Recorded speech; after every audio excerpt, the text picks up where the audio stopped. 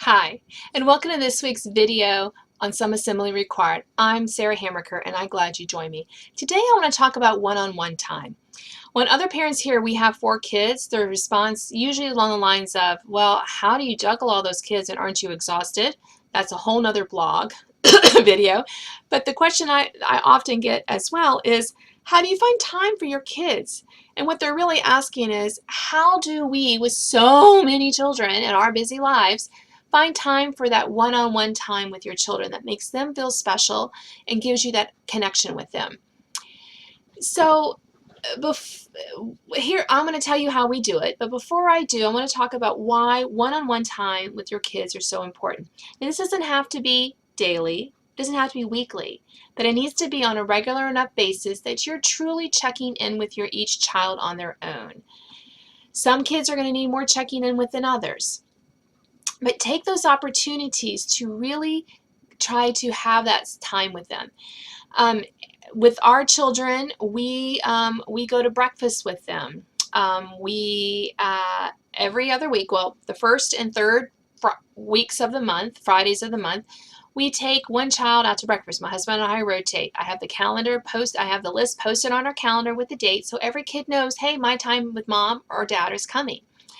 And it's just this, we pick breakfast because it seemed to be the easiest meal for us to kind of get together and do that with them. Now, my husband may have to do lunch with my girls sometimes because mornings are pretty hectic here before school, but we make it work. And what's important is we spend that time not talking about other siblings, not talking about, hey, how you doing in school, unless the child wants. We kind of let the child direct the conversation. What do you want to talk about today? Or sometimes they may want to ask us questions, like our teenage daughters are asking us, they're in high school now, they're asking us more about, well, how did you figure out what you wanted to do? How did you pick a college? And they're really looking for like personal stories, not, oh, here's all the data, dump on them. No, they're looking for that personal connection. How did you learn to drive? My girls have asked me, who was your first crush? As a kid, as a teenage girl. And those kind of questions are fun. Sometimes they're slightly embarrassing because who really wants to think about their high school crush? Not me. And sometimes you have to edit what you say because you don't want to share too much with your children because they're not your peers. Okay, you have to really keep that, especially as they get older, that fine line. But it's important to have that dialogue with your kids so that if there is a problem, they'll know, hey, mom and dad are a safe place. We go to, we get ice cream. We take a walk with the dog after supper once a week or once a month or something like that. I mean, these can be simple things. So, but I do have a few ground rules. You knew this was coming, right? How we can find the time with our kids more meaningful. Plan it. If it's not on your calendar, it's not going to get done. Trust me on this. You know I'm right. Unplug. Do not take your phones, and your kids should not take their phones. Everything is off. This is conversation with your child.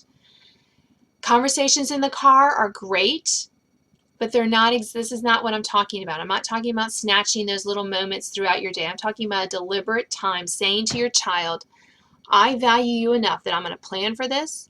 We're both going to unplug, and you talk.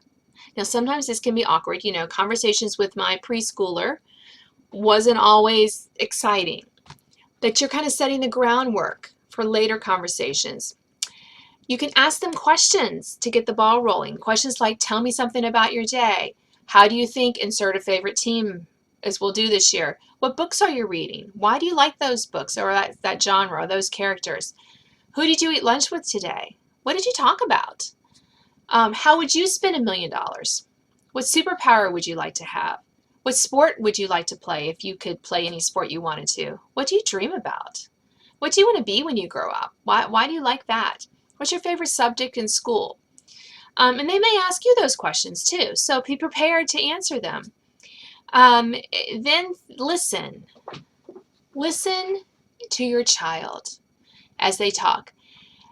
Is his voice excited about this subject? If you ask him about school, does he become more like, I don't want to talk about it and kind of pulling teeth to get the answers out?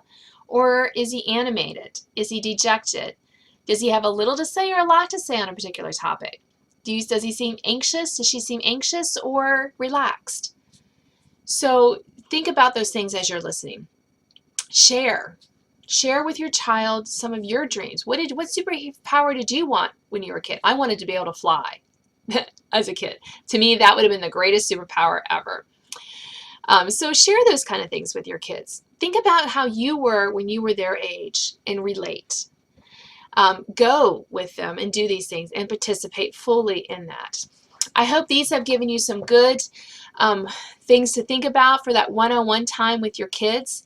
And remember, it's not what you do. You don't have to spend money. It's that you planned it, you're unplugging, and you're talking and focusing on them. And don't, my last caution, don't use this time to bring up things that the kid needs to work on.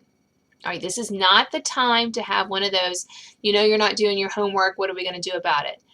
No, that's another conversation you can have at another time. This is where you are getting with them and you're just having fun with your kid, enjoying talking to your kid or teen. Well, I thank you for joining me, and I hope I'll see you next time.